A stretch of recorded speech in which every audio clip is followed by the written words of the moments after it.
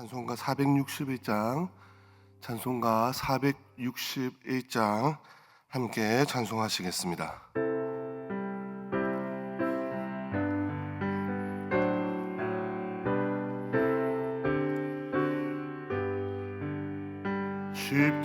십자가를 질 수 있나 주가 물어보실 때 죽기까지 따르오리.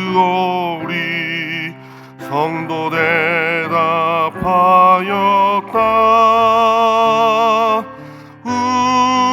우리의 심령 주의 것이니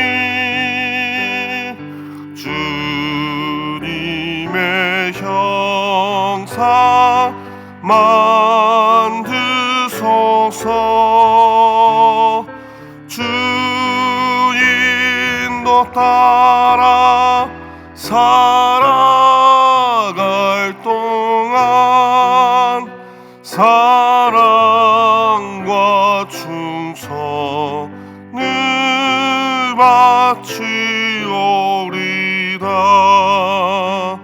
너는 기억하고 있나 구원받은 강도를 그가 애게하였을 때 낙원 허락받았다.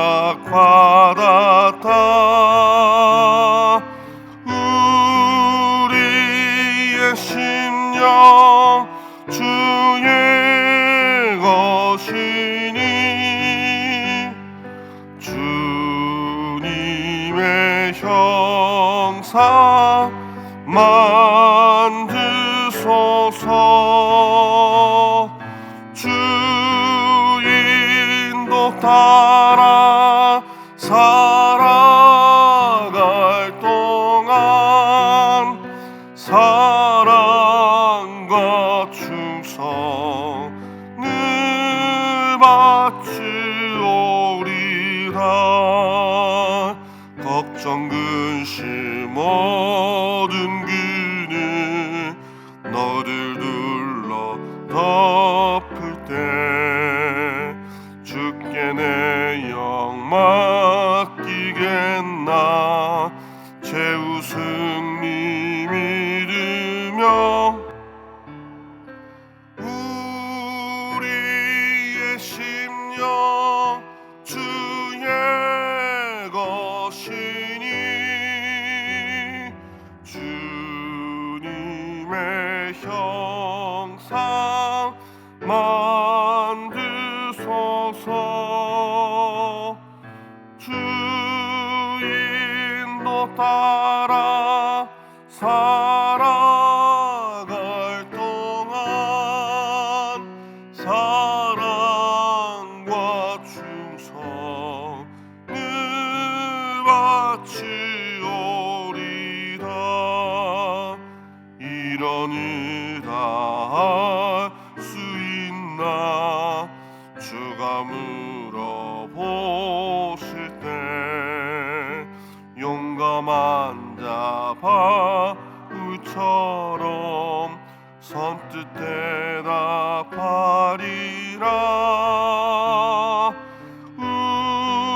우리의 심령 주의 것이니 주님의 형상 만드소서. 주 인도 따라 살아갈 동안 사랑과 충성을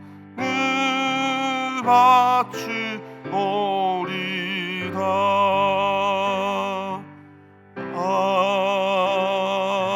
아멘. 이 시간 함께 기도하실 때 내 거룩한 주의 목장연합 예배를 위해서 함께 기도하겠습니다. 주님 앞에 예배로 나갑니다. 매일 새벽마다 예배 드리시는 분들도 있지만 일주일에 한 번 또 주님 앞에 나가시는 분도 있을 것입니다. 주님, 이 예배로 통해서 주님을 뜨겁게 만나게 하여 주시고, 특별히 예배가 나의 힘으로 내 생각으로 드리는 것이 아니라 성령의 도우심으로 드려지는 예배, 신령과 진정의 예배로 나아가게 하여 주십시오. 다니엘 세우신 담임 목사님을 위해서 기도해 주시고, 특별히 주님의 말씀이 들려질 때 나의 심령이 그 말씀 앞에 아멘으로 반응할 수 있도록, 주의 말씀 앞에 겸손하게 반응할 수 있도록 이 시간 주의 목장연합 예배를 위해서 함께 한 목소리로 기도하겠습니다. 기도하시겠습니다. 주님 감사드립니다. 아버지.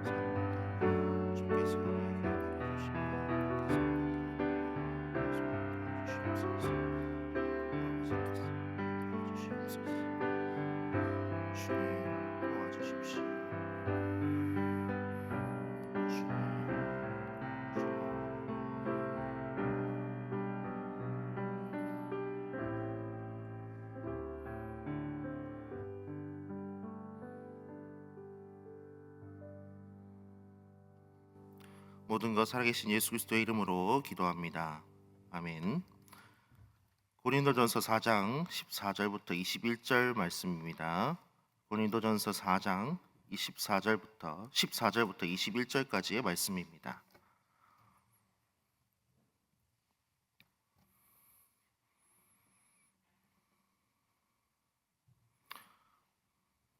교독하도록 하겠습니다. 내가 너희를 부끄럽게 하려고 이것을 쓰는 것이 아니라 오직 너희를 내 사랑하는 자녀같이 권하려 하는 것이라. 그리스도 안에서 일만 스승이 있으되 아버지는 많지 아니하니 그리스도 예수 안에서 내가 복음으로써 너희를 낳았음이라. 그러므로 내가 너희에게 권하노니 너희는 나를 본받는 자가 되라. 이로 말미암아 내가 주 안에서 내 사랑하고 신실한 아들 디모데를 너희에게 보내었으니 그가 너희로 하여금 그리스도 예수 안에서 나의 행사 곧 내가 각처 각 교회에서 가르치는 것을 생각나게 하니라. 어떤 이들은 내가 너희에게 나아가지 아니할 것 같이 스스로 교만하여졌으나 주께서 허락하시면 내가 너희에게 속히 나아가서 교만한 자의 말이 아니라 오직 그 능력을 알아보겠으니 하나님의 나라는 말에 있지 아니하고 오직 능력에 있음이라. 너희가 무엇을 원하느냐? 내가 매를 가지고 너희에게 나아가랴? 사랑과 온유한 마음으로 나아가랴? 새벽기도 나오신 여러분을 환영합니다. 하나님이 주시는 은혜가 새벽기도에 나오신 여러분에게 가득할 줄 믿습니다. 여러분, 구원이란 무엇입니까? 성경은 하나님 백성들은 이미 구원을 받았다고 말하면서 동시에 구원을 이루어야 한다고 말씀합니다. 신학적인 용어를 사용하면 전자는 칭의에 대한 것이고 후자는 성화에 대한 것입니다. 성화란 우리가 점차 죄를 미워하고 순종을 기뻐하게 되는 것을 말합니다. 하나님 말씀을 행하는 것, 하나님 말씀을 지키는 것, 그것을 점차 기뻐하게 되는 것을 성화라고 말하는 것이죠. 예수님이 십자가 달리기까지 자기를 낮추셨듯이 자기를 낮추고 죽이는 것이 곧 성화인 것입니다. 하나님의 구원은 죄와 사망으로부터 우리를 건지시는 것뿐만 아니라 우리가 점차 의와 거룩을 향하여 나아가서 온전해지는 것을 포함합니다. 그러므로 우리는 용서를 받아 천국에 들어가게 될 것을 만족하지 말고 말씀에 순종하는 삶을 살아가는 것까지, 말씀을 따라서 나를 죽이는 것까지를 나아가야 합니다. 그런데 놀라운 건 하나님은 우리에게 이러한 순종을 명령하시고 그냥 가만히 내버려 두시는 것이 아니라 우리를 도우시는 분이라는 것입니다.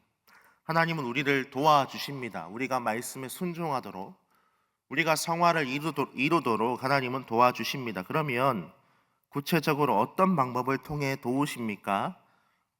결론적으로 말하자면 목회자를 통해서 그 목회자가 전해주는 말씀을 통해서 우리를 도와주신다는 겁니다. 바울은 오늘 본문에서 주님이 부르신 사도이자 목회자로서 고린도 교회 성도들에게 말하고 있습니다. 그리고 그가 원하고 그가 성도들에게 잘하길 원하는 데까지는 어디까지입니까? 20절에 보시면 하나님의 나라는 말에 있지 아니하고 오직 능력에 있음이라 라고 했습니다. 그냥 단순히 말을 잘하는 것, 말에 어떤 화려함을 가지는 것이 아니라 능력, 이 능력은 힘이 세지는 것을 말하는 것이 아닙니다. 바울이 말하는 능력이라고 하는 것은 십자가의 능력입니다. 십자가에 달리신 예수님과 같이 자기를 낮추고 고난에 기꺼이 동참하는 그 능력을 말하는 것이죠. 바울이 말하는 고린도 교회 성도들이 자라가야 되는 지점은 어디냐? 십자가를 따라 자기를 희생하고 자기를 낮추는 것, 곧 성화를 이루는 데까지입니다. 그러면 그 길을 위해서 바울이 어떠한 것이 필요하다고, 무엇이 그들을 돕고 있다고 이야기를 하고 있습니까? 오늘 바울이 14절부터 15절에 다음과 같이 특별한 말씀을 합니다. 14절부터 15절을 다 같이 함께 읽어보도록 하겠습니다. 14절부터 15절입니다. 시작. 내가 너희를 부끄럽게 하려고 이것을 쓰는 것이 아니라 오직 너희를 내 사랑하는 자녀같이 권하려 하는 것이라. 그리스도 안에서 1만 스승이 있으되 아버지는 많지 아니하니 그리스도 예수 안에서 내가 복음으로써 너희를 낳았습니다. 바울은 목회자는 아버지와 같다라고 이야기합니다. 여러분, 목회자는 아버지입니다.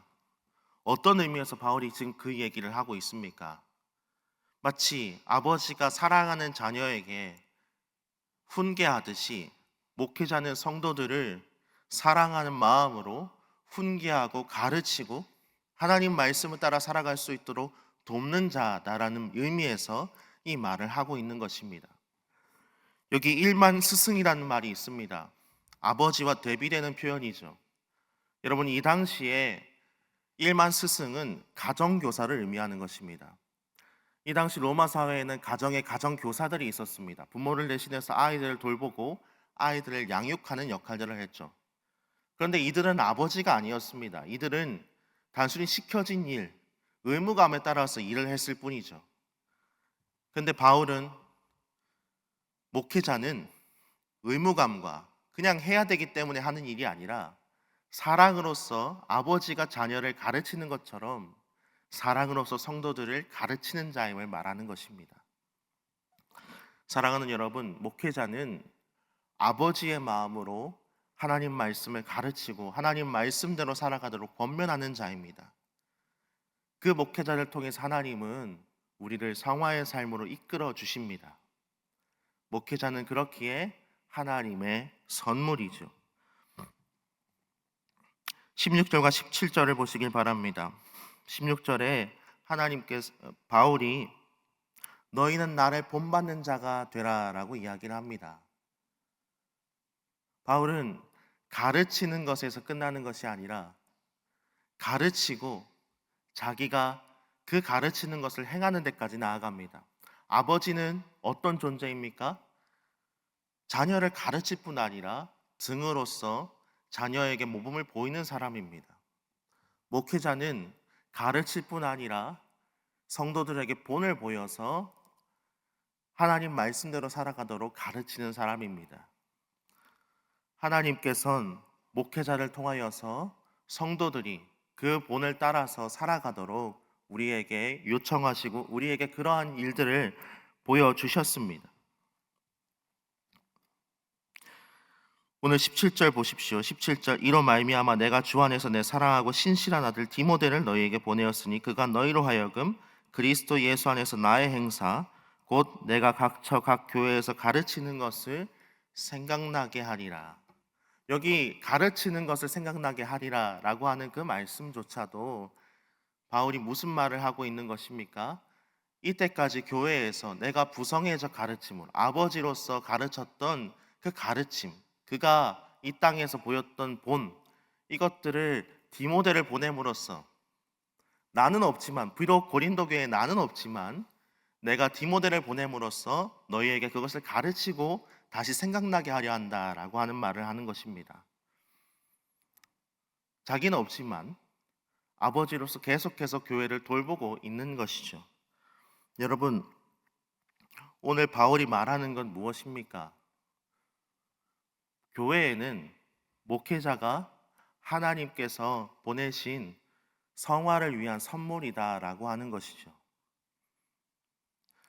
교회에서 목회자가 섬기고 가르치고 목회자가 권면하는 것들, 그것을 통해서 우리는 하나님 말씀에 더 가까이 가고 하나님 말씀을 더 사랑하게 된다는 것이죠.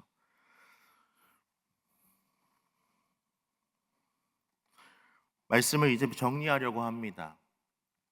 여러분, 하나님께서는 목회자를 통하여서 교회를 오늘도 자라게 하시고 우리가 성화의 삶에 이르도록 우리를 인도해 가십니다.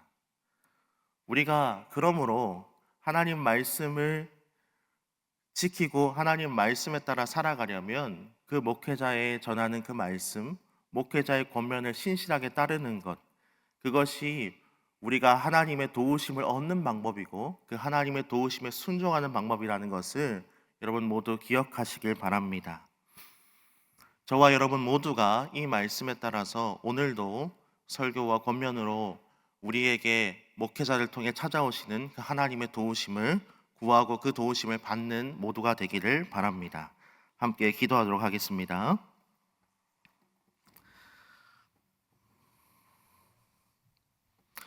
하늘에 계신 우리 아버지 하나님 감사합니다. 하나님께서 오늘 우리에게 말씀하셔서 오늘 우리에게 아버지와 같은 목회자의 역할을 통하여서 우리가 성화의 삶을 이룰 수 있다는 것을 믿고 가르쳐 주심을 감사합니다. 아버지 하나님, 우리가 신실하게 하나님께서 목회자를 통하여 우리에게 주시는 그 말씀, 그 권면을 받아들이고 하나님 말씀을 따라 우리의 죄를 죽여나가며 우리를 낮춰나가며 십자가의 그 능력을 힘입어 살아가는 우리가 될 수 있도록 도와주시옵소서. 모든 것 살아계신 예수 그리스도의 이름으로 기도합니다. 아멘.